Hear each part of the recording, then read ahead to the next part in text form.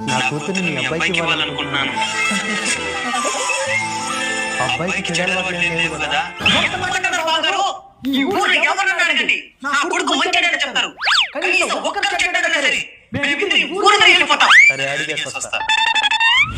అయ్యా, మీ పక్కింటి రంగయ్య కొడుకు మంచోడు.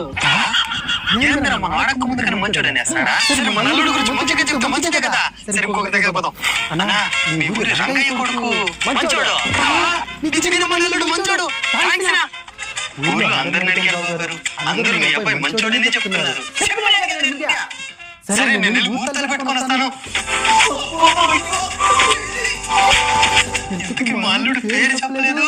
మంచోడు అంటే పుట్టినప్పుడు పేరే మంచోడు పెట్టా. ఈ మంచోడైతే మరి ఎన్ని మంచి పని చేసి ఒక చెడ్డ పని చేసినా చెడ్డోడు అంటారు. అందుకే నా కొడుకు పుట్టుకతోనే